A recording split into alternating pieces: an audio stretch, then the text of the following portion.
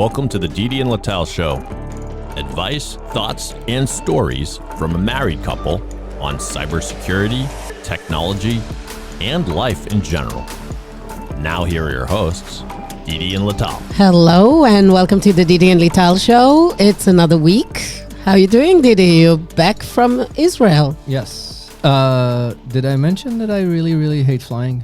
I think flying, and it doesn't matter which tier of flight you're flying, because I flew there on business. I flew back on premium because business was packed. I paid whatever it was. Shitload of money. Because that's the only airline that currently flies to Tel Aviv with the Iranians attacking or whatever. Yes. And I have to say, Alal's service was unreal, because I flew first recently with United to San Francisco and it was shit, and I flew with Delta and it was shit. And I have to say that this was like the best airline experience I had in a very long... Which is shocking. And it was surprisingly very good. And still... I like Alal. I'm not the one to say stuff on them. The thing that really surprised me about them was that the fact that the flight attendant service was unreal. The flight attendants used to be the worst in Alal, like the worst. And I don't know what happened with the culture or whatever. I had the best service I had in like a million years. And people were so courteous and so nice in terms of the staff on the plane. The Israelis are, Israeli assholes. This will never change. And the fact that the country has like no concept of personal space. It's crowded. It's not. It has nothing to do with crowded. It has to deal with, I did like a training video of, the things that you can't ask people at work of, oh, you tan really well. Where are you originally from? I'm from here. Oh, no, but originally, to do this repeat thing, and like, Israelis immediately ask like, how much you're making? There's like no personal space. There's like no understanding of privacy. They don't ask what's your pronoun. No, they don't know what the pronoun is, and don't forget that the Hebrew language doesn't have a construct of a them, because there's a them women and a them men. And mixed. And even it has a gender. Even it has a gender, like the words. That either female or male. Exactly. So there's no. Never mind. So flights, pain in the butt. On the other hand, Bruins are up 2-1 on the Maple Leafs, because the Maple Leafs suck and choke, and hopefully they will not platoon goalies, and we will continue pounding them. So now I'm back from outer space, and I'm gonna have fun. We're gonna have fun talking about this. How about yourself? I'm exhausted. We moved to the new home, finally. Yes. I had a crazy goal of not having a single box unpacked. So that was a race to unpack everything, which is weird. You get pain in very strange places because of unpacking. Like for a few days, I had those weird cuts in the tip of my fingers because of like the opening and So it was crazy. It's done. The home is beautiful. We're adjusting. We're kind of like understanding the capabilities, the lay of the land, what's working, what's not working. Some of the device are crap and needs to be replaced with something better. Sewage, when you are waterfront to the river, is a challenge. Yes. We talked in the past about crap. Crap is important. Because everybody poops. So, it was a challenging week. You were away. Everybody was sick. We were finishing unpacking. We celebrated Passover. My parents were around. And I'm starting a new job next week. Congratulations. Yeah. Do you want to share with us what's your new job? So, I feel like that year was crazy, because that's basically, it's been a roller coaster, with Security being acquired by Palo Alto, and basically I'm not staying over there, and I've been looking for my next place. And with you talking all the time about identity, I realized matters. It matters, and it's a great space. And I'm very happy to join next week on Monday. By the time you hear this podcast, it will already be in the past. I'm joining a company called Beyond Identity. Yay. And what they do, they are in this You're area. my enemy. You're my sworn enemy now. I'm competing with Duo and some of the things you're doing. So they are doing secured by design, MFA, SSO, replacing your Okta, replacing other SSOs or identity access management tools with this amazing experience, which I just got installed as I got into the system, of not ever using a password anymore, which is crazy. You know, I signed up to the Google without ever putting a password into Gmail. It was insane. It's awesome. It's awesome. So they really have strong technology. Very excited about that. I think that this thing of thinking about security by design and also thinking about the user experience as part of the thing that drives security is what made me really excited to join them. I think that's the future. And we have seen the pain in the market with all the recent hacks and issues. So it's time for people to use a new technology. So I agree. I'm very happy to lead that. You're preaching to the choir about the need for passwordless. By the way, everybody kind of confuses between a couple of things, which is the challenge-based MFA, biometrics-based MFA, or biometrics-backed MFA, passwordless, and phishing-resistant factors. Yeah. Maybe before we get into that, I'll tell another anecdote about something that happened to me this morning. Sure, go for it. And we'll link to that, and you will explain more about this topic as we dive into that. So a friend of mine, Nadav Frati, if you're listening, he's here in this town living with us, Israeli. I'm getting this morning a weird WhatsApp message from him saying, hey, I just activated WhatsApp connection with you. Can you screenshot the code that you just got to get? Immediately, I realize something is wrong. And the next thing, I'm getting a WhatsApp generated code. It says, never share this. Yes. So there is a code. It says, never share this. And the Nadav, presumably, is then pinging me again. Can you please screenshot the code that you just got? So got off WhatsApp, texted Nadav on SMS. Hey, dude, did you get hacked? I think your WhatsApp is compromised and it's trying to access my WhatsApp. And he's like, yes, you're like the number 10 person to tell me that. Don't send the code. So thanks to being alerted and being aware, I did not do it. But I wonder how many of Nadav's contacts today got hacked using that methodology. What do you think? 30%. 30%? 30%. Oh my freaking God. Yes. So he has like 1,000 people in his contact lists, and maybe 300 of them are now got access, that the hackers got access to the WhatsApp, and from there probably to everything on the cell phone. Yep. More likely than not. F that. But that's kind of a little bit of how... So that's MFA problem, right? No. Before we go to MFA problem, this is a classic phishing problem. That's a phishing. That's a phishing problem. It's not an MFA problem. And part of what Beyond Identity is doing is phishing-resistant MFA. Yes. So maybe we can talk about that. I'm excited about that. About that. By the way, I will also tell you a funny anecdote of the limitations of phishing-resistant MFA. And you heard live that last time when we were driving back from Dave. let's start with what is phishing-resistant MFA.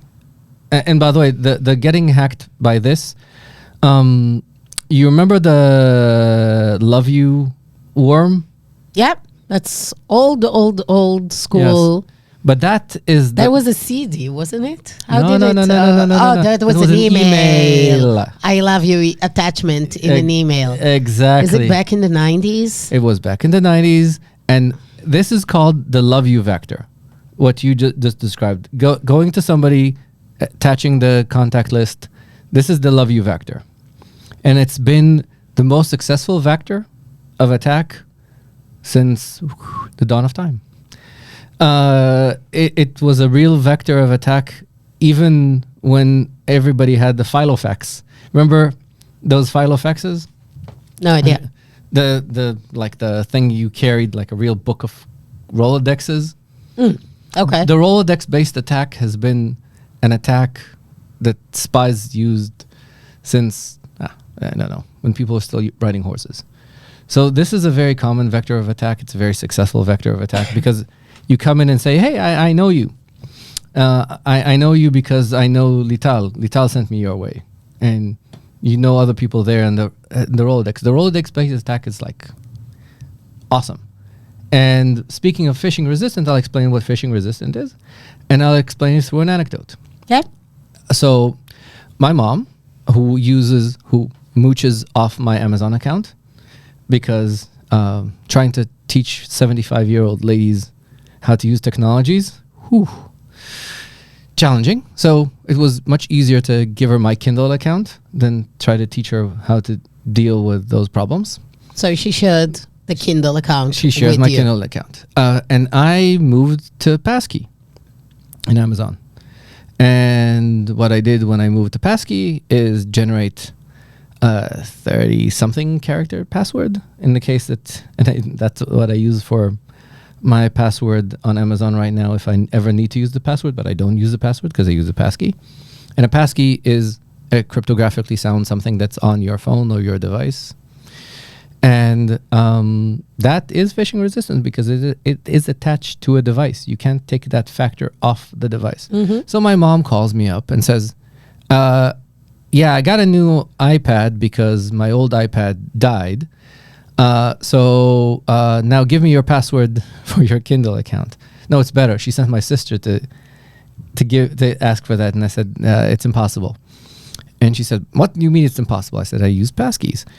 And she says, I said, "I can't send you my finger, right? It's really hard."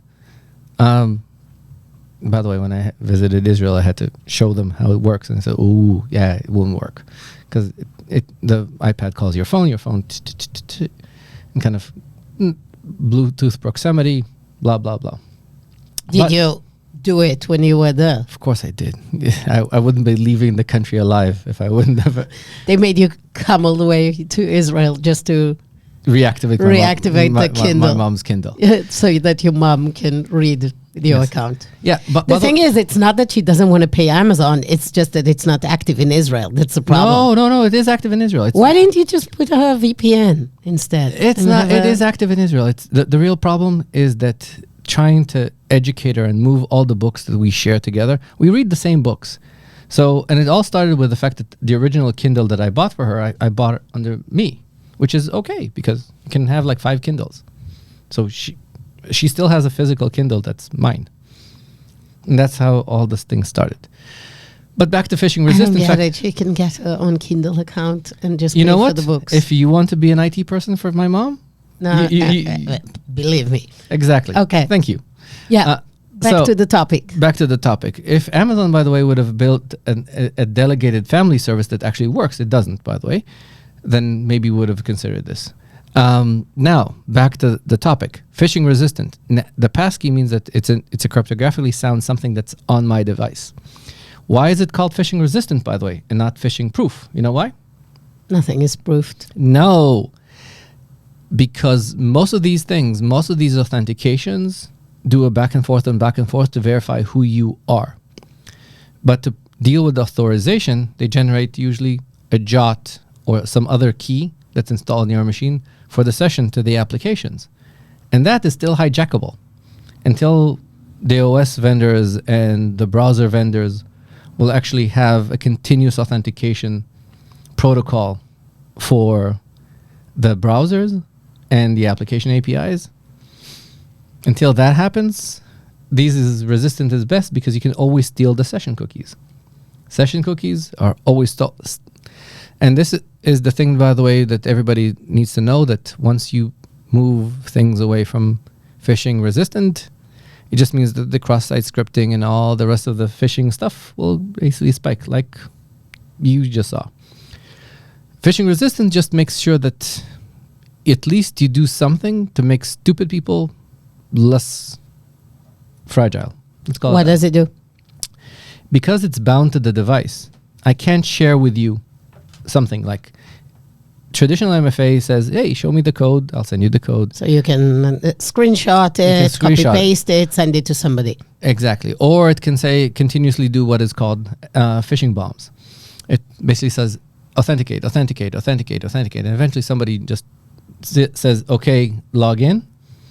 And it's not. And it captures the session cookie. Session. Okay. So that allows, so phishing resistant means that you need, the authentication needs to come from the same device, usually, that the session is established from.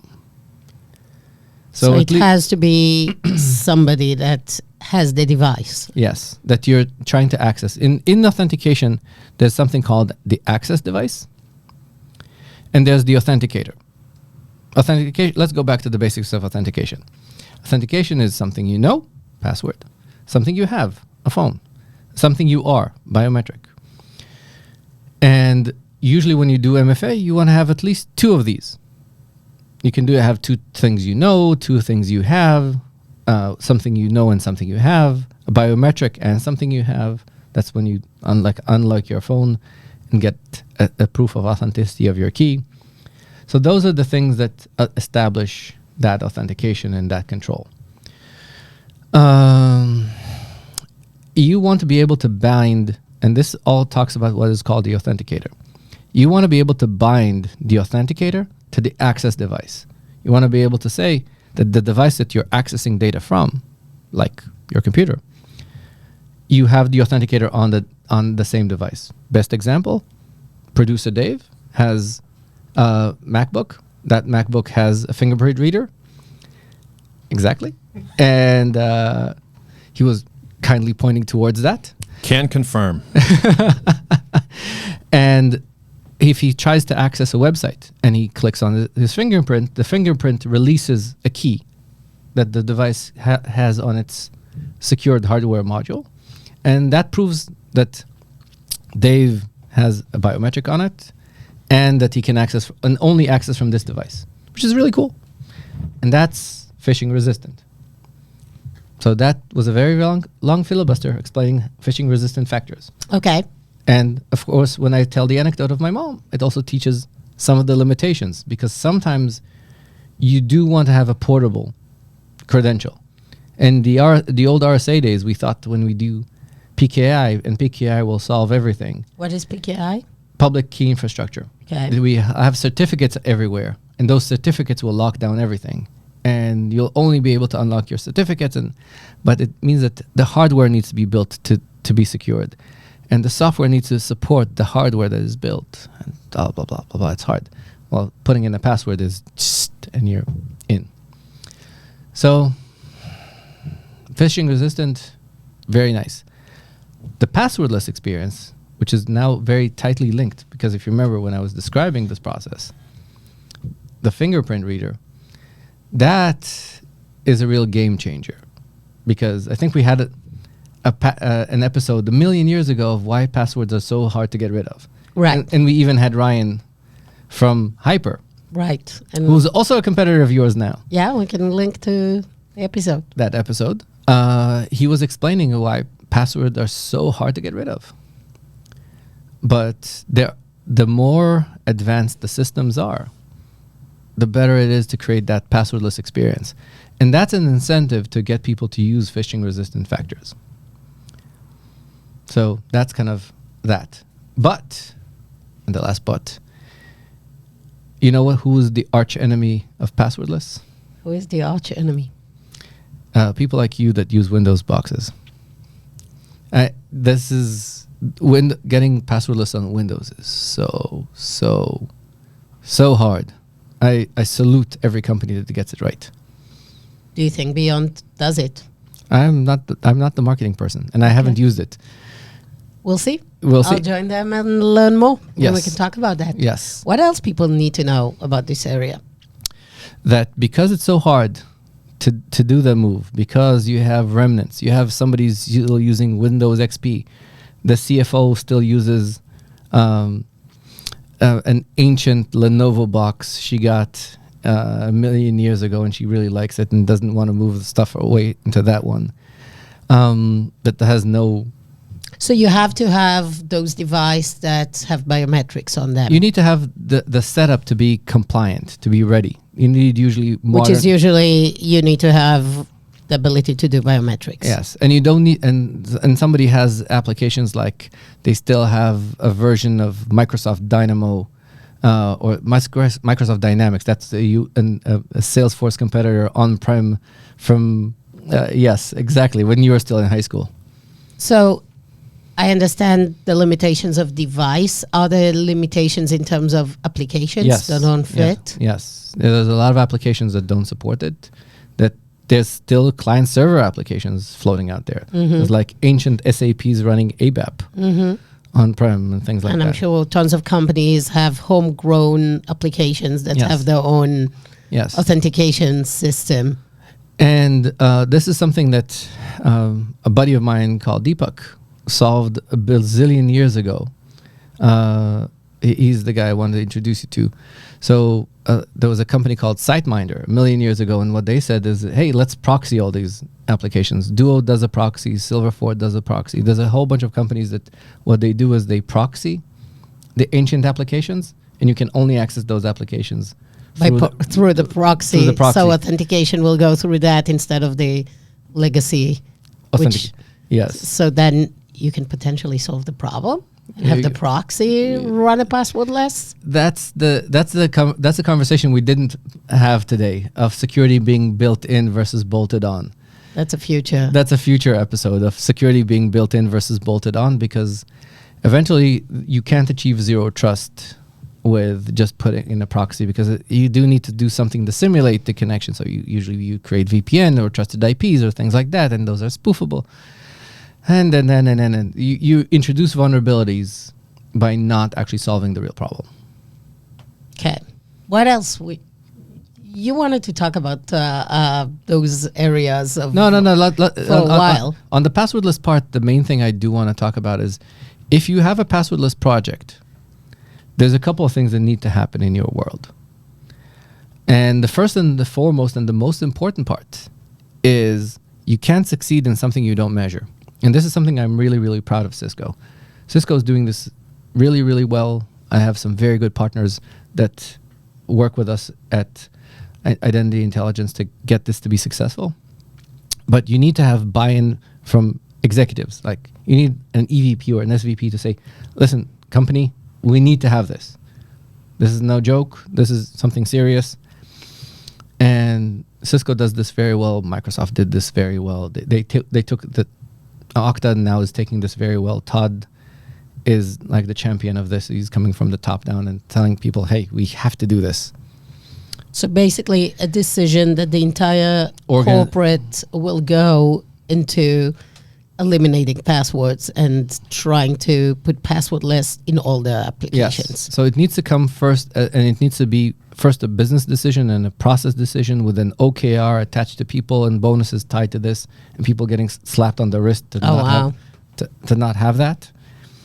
That sounds like cloud migration. It is like cloud migration, and you need to have metrics, but also this is where people like yourself become very valuable, because one of the things that some of the successful companies did in this move is they build marketing relationship for internal marketing. So they give that executive sponsor tools to communicate to all the stakeholders of why this is important. What's the business value? What's the monetary value? They basically enable the champion. That next is metrics, and success indices. You need to build a project with 3 stages, always 3 stages, because like everything in the IDF, everything is broken into 3 parts. If you haven't served in the IDF, be aware, everything needs to be broken into 3 parts. It's true to everything in life is broken into 3 things. Everything is broken into 3 things. So, step number 1 is identify 10 critical applications. And second, identify your highest risk people. This is the first phase. Because if you do this lockdown, this is going to be painful, and you need to track it, and you need to achieve a timeline for this and finish the migration. Have a good dashboard that you can show everybody in the executive team. So you want to see the most improvement around those specific Pick 10 applications, 10 the riskiest people. And the riskiest applications, you want to tackle them first? Exactly. For example, if you have Okta or you have Duo, make sure that your Duo admins log in with strong factors. Have a metric to show everybody that your key admins, whomever has access to your AWS, whomever has access to your Azure, whomever are your key admins to the key control portals, the things that will basically knock down your organization, that those are secured. Okay. And also, more likely than not, don't start with your executive team. Start with things like, as I said, your IT, your admins. Exactly. Security team. Because these are technical people. And if you can't get your technical people to move the technical applications that have the keys to the kingdoms, like all your firewall, like if you're in Palo Alto, your Prisma is locked down. If you can't get that to be locked down, you will not get the CFO to move their Salesforce access to be secured, or your head counselor to move LexisNexis. So start with that.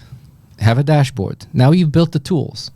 Now take your second tier applications and the majority of your people and track how they access. And this is an important part. Track how they access. Start by monitoring how they access.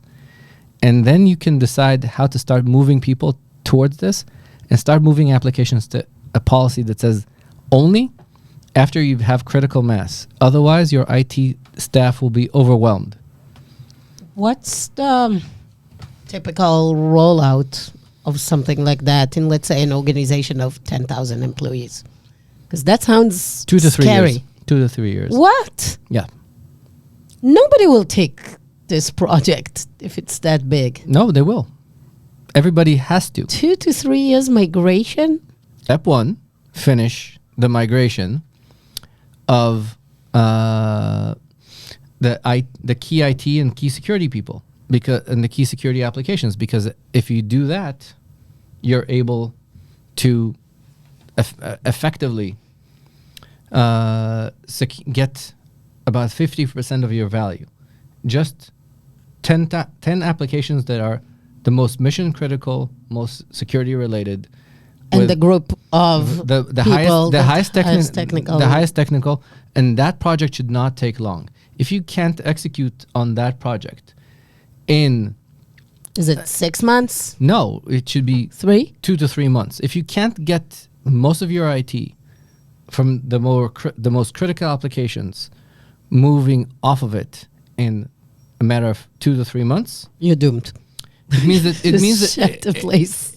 You have this means that you need to stop, pause, do a lot of security training to everybody, because if this population doesn't want to do the move and isn't completely aligned to do the move, you need to get people to understand the criticality of security in your organization. Your organization lacks the understanding of security. Guys on the line, if you're listening, the experience, forget about everything. The experience of moving away from password is so freaking good that why wouldn't you? But it's so worth it. So I'll tell you why not. There's a certain child in our household that you texted to go do driver's ad. If I was told, get in the car and drive rather go to school, I'd be in the car so fast that your head would spin. But he immediately, what will he say? No, because he doesn't want to change.